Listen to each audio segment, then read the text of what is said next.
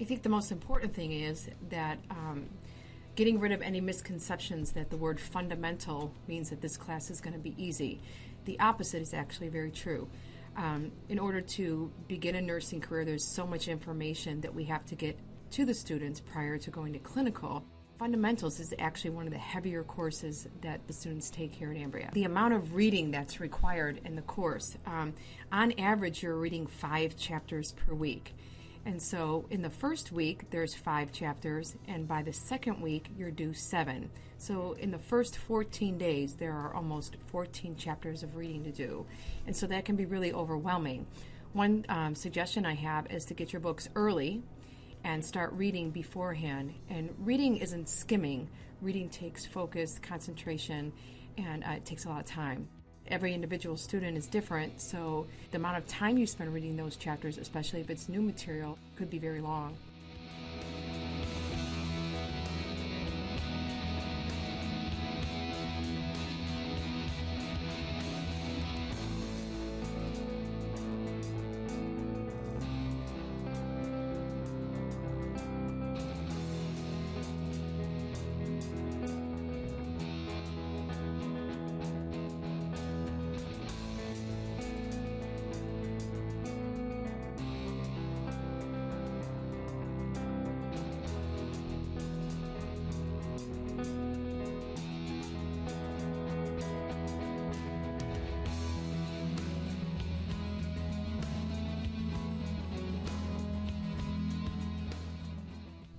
Having been a CNA myself prior to being a nurse, I speak from experience. I assumed that I knew what a nurse did because I saw what they did. I had no idea the amount of thought processes and the amount of education that went back through their motions.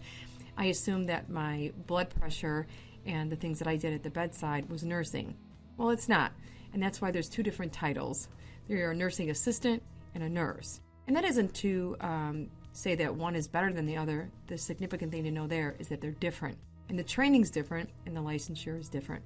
And I think many students who've come in my office have said that they were under the impression that they were doing nursing because they were providing care for patients. What a nurse does in her head and the amount of planning and the education she utilizes to make interventions is significant. It uses pharmacology, anatomy, physiology, and the nursing process, and all of those need to be learned. I think that's another big thing that students miss coming into fundamentals is that you have to learn how to become a nursing student. And one of the goals in becoming a nursing student is to pass a nursing test, the big one called the NCLEX. So the goal in fundamentals isn't only to learn how to behave like a nurse at the bedside, but also how to become a nursing student and how to pass the NCLEX. So there's multiple things that have to be learned in fundamentals. And that's why assuming that fundamentals is going to be easy because I have experience in the hospital is a gigantic mistake.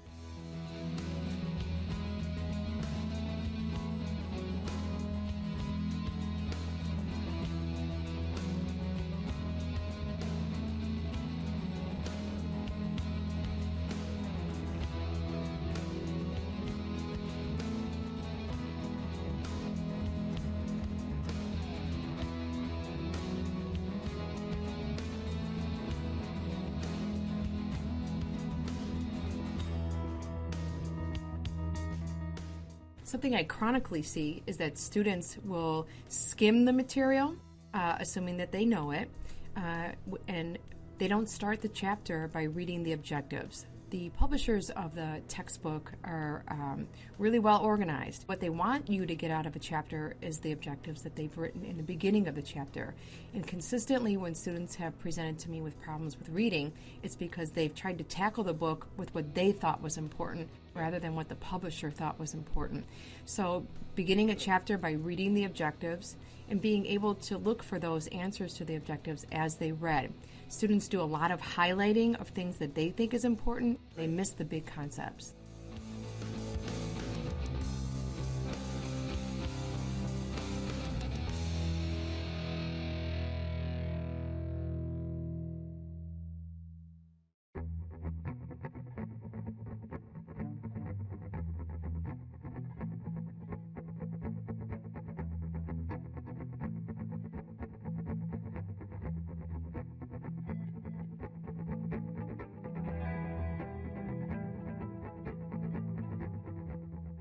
I think time management, you're tackling a very big process here with clinicals, labs, and reading. And so in the first couple weeks, it's not unusual to feel stressed out, anxious, and overwhelmed. But without a plan on how you're going to tackle all of those different tasks that are given to you in every syllabus, that can be almost, you can almost freeze, not knowing what to do. So having a plan of attack on how you're going to manage Prep U, how you're going to manage your reading, how you're going to manage your lab time is critical to getting that work done. Prep U is a computerized weekly assignment, and you actually do the Prep U a week ahead of the lecture, so the material is foreign to you. It's meant to be that way. It's to get you ready to listen to the lecture. And so some students have spent hours trying to do the Prep U. A big mistake that I see is that students blow it off, and Prep U is a significant portion of your grade. And so you have to be ready to do Prep U, and you have to have time to sit in front of the computer. I see lots of students trying to do this on their phone, and their phone shuts down. It's a significant portion of your grade. And so I've seen many students do Prep U weeks in advance. Waiting to the last minute, getting up in the middle of the night to finish your Prep U is probably one of the bigger mistakes that I see.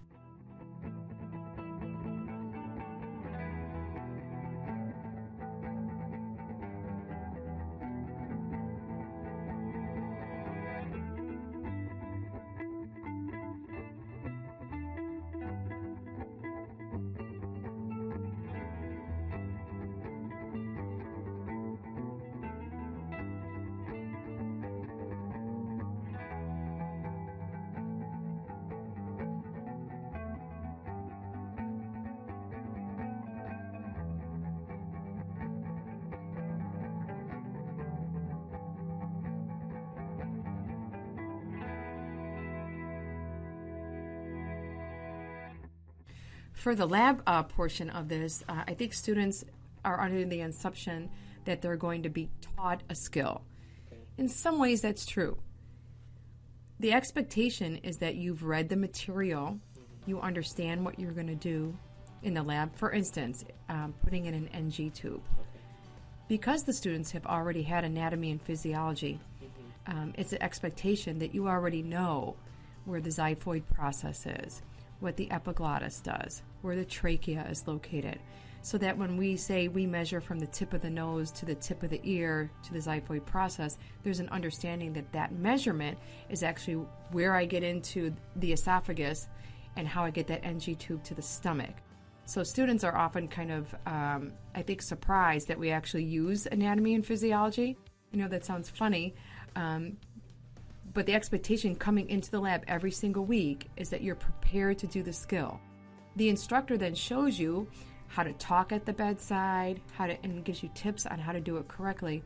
But students show up in the lab thinking they're going to be taught something rather than being prepared. So just to clarify that, the expectation is not only that you're getting ready for lecture and your test, you're getting ready for the lab before you go in, because the lab is time for your fingers to do the work, not your brain. The brain is prepared before the lab, and that includes a review of the anatomy and physiology.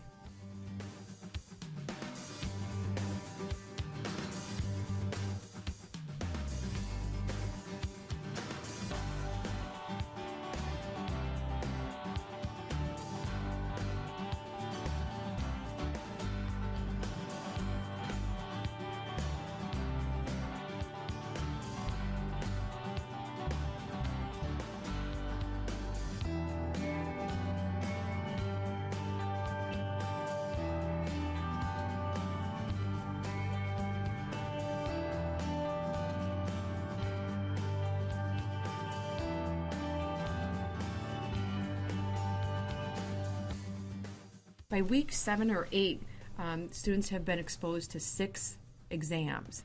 And so you begin to understand the flow, the rationale why answers were right or wrong. Students themselves begin to get a flow. They know what days of the week they do better with Prep U. They know also, they begin to realize that they can't live their life like they were living it, because this is a very big undertaking. And so some students realize they have to drop a class, maybe decrease their work hours, maybe get some extra support from either a significant other, family, or friends because they need more time. So it's constant reassessment of their own schedules, and I see somewhere around week 7 or 8, people think, I'm halfway in and I'm not doing so well. I need to do something different.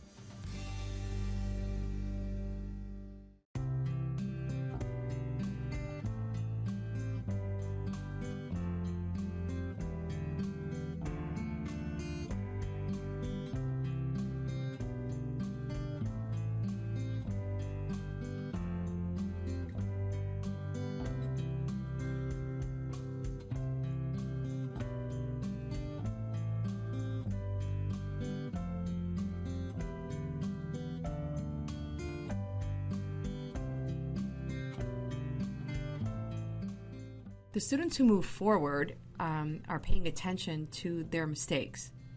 They're paying attention to the learning curve. If you're getting better and better at taking nursing exams, that's actually a good thing. It can be really easy to become stressed out and almost throw in the towel. Students who dig in and say, I really want this, I really want to get it done, those are the students who are looking for tutoring support. Those are the students who are showing up with their notebooks saying, my notes aren't really good, can you help me figure out how to take better notes? These are the students who are getting together with other students outside of class, the other successful students, and saying, what are you doing right? So they're utilizing what people who are successful are using to make their approach a little bit different.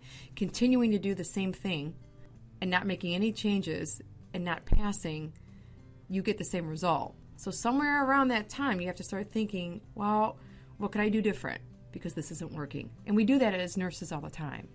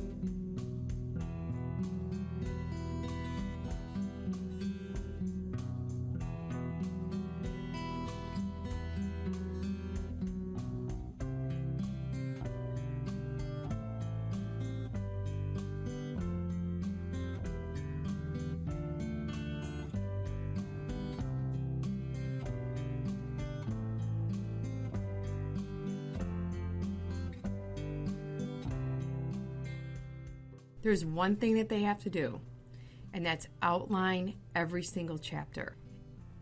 In the beginning, students think that's a lot of work, and I encourage students to answer the objectives and outline each chapter so that when we get to week number 14, they have a condensed version of that book. Otherwise, you're staring down the nose of 50 chapters. Where do you start?